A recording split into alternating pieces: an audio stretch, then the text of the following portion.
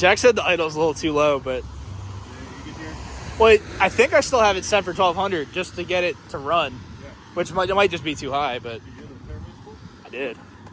That long ass gear is gonna kick the ass end out of this thing once it makes boost for the first time. Oh wait, I think so.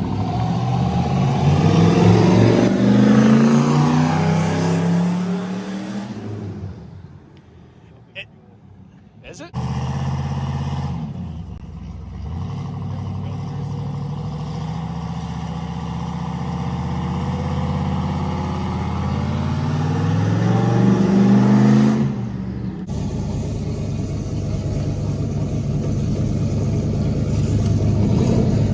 Hey, meet me in my house. Okay.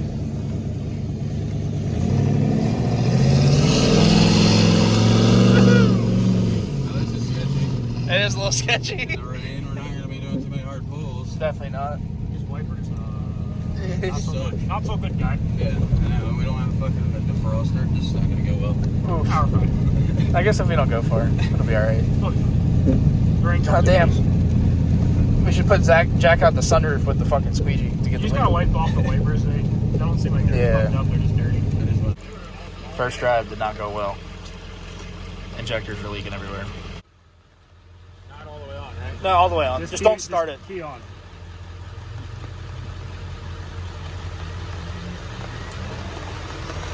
Oh! Shit. That's what I was afraid of. Alright, yeah, we'll try to bolt it down then. Okay. Oh! That one's just not seated at all. Had to flat toe it back with the old long bed Bronco. Good times. At least there's no fire. Good times. Keep it coming. Keep cutting that way.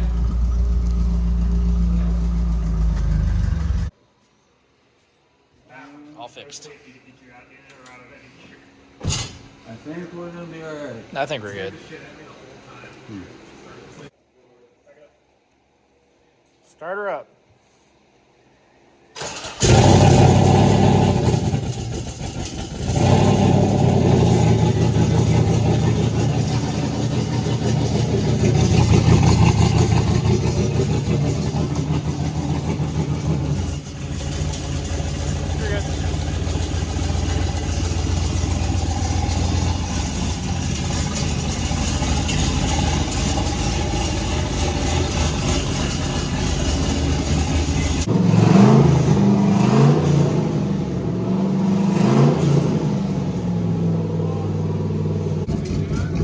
I'm gonna check it in a minute. It does. That's why I turned it back down.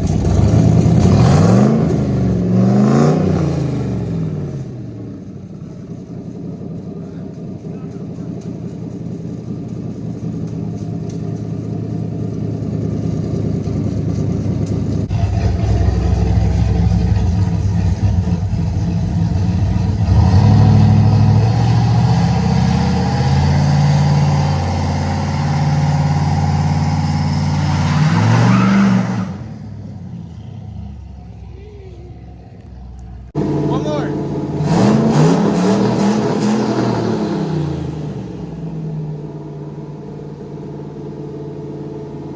So this video is probably all over the place. I do apologize for that. So I can kind of explain what happened. So basically we did a couple rips out on the street, made sure everything seemed cool. We were going to go for the first drive and we went to stop at Austin's house.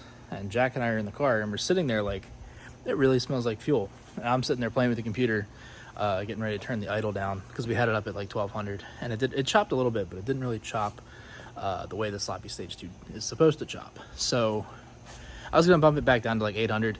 That's where it was originally, but we had some issues that we thought maybe were tuning related, and we're having a hard time keeping the car alive. So I cranked the idle up to 1200 just to try to keep it to stay steady, so we could actually see what's going on instead of having to fight it stalling all the time and, you know, cooking the starter over and over again. So Jack gets out of the car and it's squirting fuel everywhere, like everywhere. And basically he has the fast rails that came off my Corvette that were designed for the fast intake. So he custom fabbed some fuel rail mounts back when he first put that engine in the car.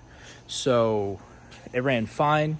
He drove it for a whole season like that, never had any issues, and everything seemed okay. But for some reason with these new injectors, even though they're the same height, they didn't seal correctly. So we couldn't figure out why. We put the car together at his house under the carport in the pouring rain, and then we decided to take it back to the shop. So that's when we flat towed it. So once we got to the shop, we started making new fuel rail brackets that actually would align them correctly. We got them all seated. Everything seemed cool. Well, that took a while, and we were hungry, so we stopped for food. Ate, came back. It was like 8:30, 9 o'clock at that point when we finally get it all back together. And we're doing a couple drives. There's a cop parked by the shop. It's just ripping down the street, you know, in the middle of town at like 9 or 9:30. So it was pretty late. Car only had one headlight. Don't throw stones if you live in a glass house. Don't ride around dirty, shit like that. So we parked it for the night, and that was it. So there's a couple things we figured out once we really got into it. So I had never converted a car to speed density before. We kind of forgot that the IAT comes from the MAF sensor, so we got to add a standalone IAT, and we didn't have a wideband. He had one that someone gave him, and it was an Innovate one that has, you know, like the sensor, the gauge, and there's a control box to go in between the two. We didn't have that. That's super important. It didn't really work without that. So we scrapped that idea and just drove it around a little bit on a tune I loaded from the Sloppy Mechanics tune cabinet, because the combo is pretty close. I think once we get the IAT figured out, the cold running will be a little better. It seemed pretty rich because it's making no correction for the more dense cold air. So we're gonna fix that. It made a little bit of boost. We had the wastegate plumbed up incorrectly, and I never even looked to see if it was right. We didn't have a boost reference to the wastegate. We gave it a vacuum reference, so I think that technically would make like infinity boost. I don't really know. I don't know what would happen there. But he said it felt good. He took it for a drive today, and it felt pretty good.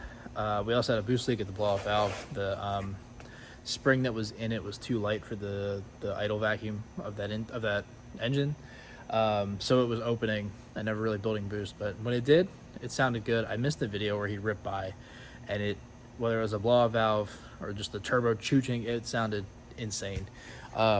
That car has a super, super, super long first gear, as you probably could hear in the video, and the final drive is not helping. I think the final drive is well below 3, probably like a 255 to maybe a 273 or something very, very gentle to be a good luxurious highway cruiser.